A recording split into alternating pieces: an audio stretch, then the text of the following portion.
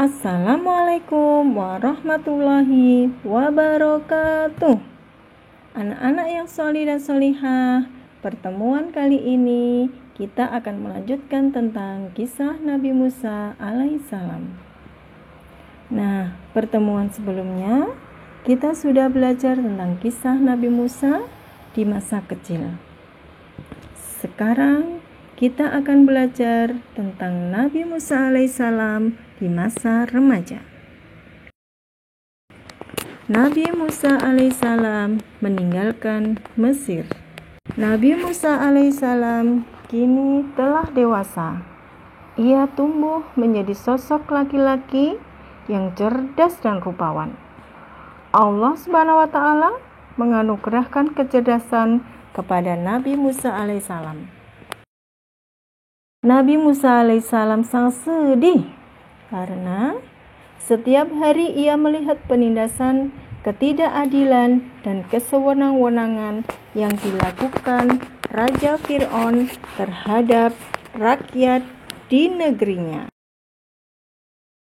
Nabi Musa alaihissalam yang tidak tega melihat penindasan terhadap rakyat lalu mengadukannya kepada Fir'aun.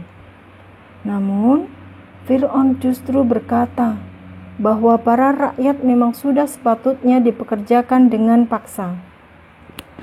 Nabi Musa alaihissalam lalu menentang perbuatan Fir'aun.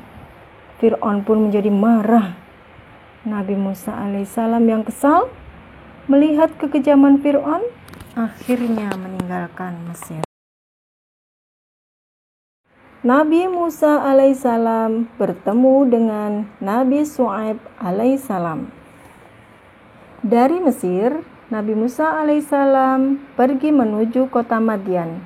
Di tengah perjalanan, ia melihat sekumpulan pengembala yang sedang berdesak-desakan mengelilingi sebuah sumber air. Ternyata mereka sedang berebut air untuk hewan pemeliharaan mereka. Dilihatnya pula dua gadis yang sedang ikut mengantri mengambil air. "Gerangan apakah yang kamu tunggu di sini?" tanya Nabi Musa alaihissalam kepada dua gadis itu. "Kami hendak mengambil air untuk kambing kami. Namun kami tidak dapat berdesak-desakan dengan para lelaki." Dengan sigap, Nabi Musa alaihissalam membantu dua gadis itu. Ia ikut berdesak-desakan dan akhirnya ia mendapatkan air untuk kambing-kambing milik dua gadis itu. Setibanya di rumah, kedua gadis itu menceritakan pertemuannya dengan Nabi Musa alaihissalam kepada ayah mereka, yaitu Nabi Syuaib alaihissalam. Nabi Syuaib alaihissalam pun menyuruh kedua putrinya untuk mengundang Nabi Musa alaihissalam.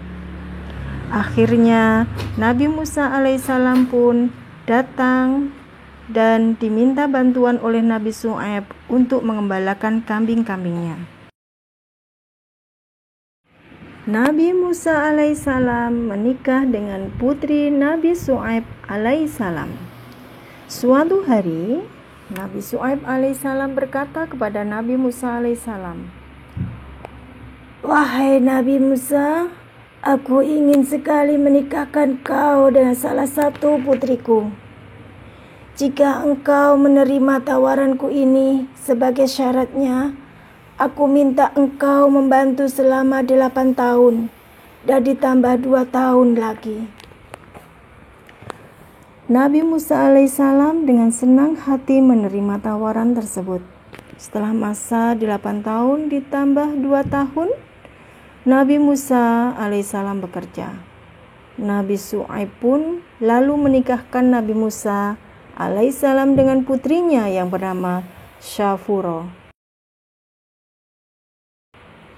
Sebagai hadiah perkawinan, Nabi Syuaib alaihissalam memberikan beberapa ekor kambing untuk dijadikan modal pertama bagi kehidupan Nabi Musa alaihissalam.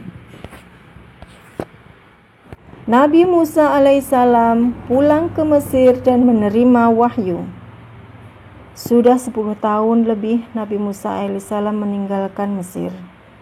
Karena rindu, Nabi Musa alaihissalam dan istrinya meminta izin kepada Nabi Syu'aib alaihissalam untuk pulang ke kampung halamannya di Mesir. Nabi Syu'aib alaihissalam pun mengizinkan mereka berdua untuk pergi ke Mesir.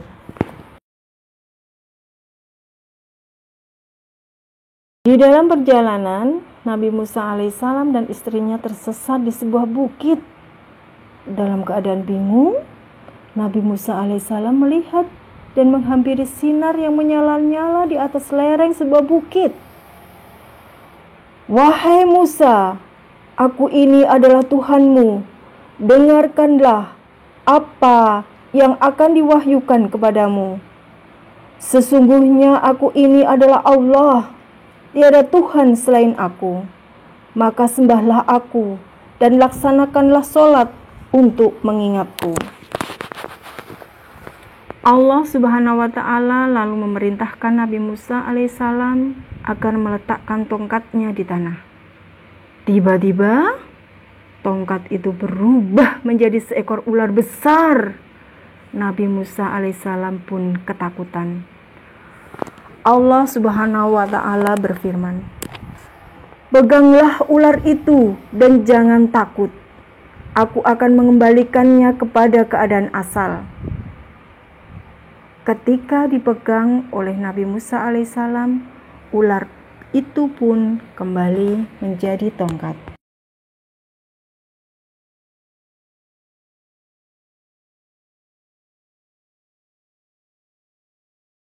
Baik anak-anak semua, sampai di sini dulu kisah masa remaja Nabi Musa alaihissalam, dan kisah selanjutnya insya Allah akan dilanjutkan kembali di pertemuan yang akan datang. Banyak salah dan banyak khilaf dari Bu Guru, mohon dimaafkan. Wassalamualaikum warahmatullahi wabarakatuh.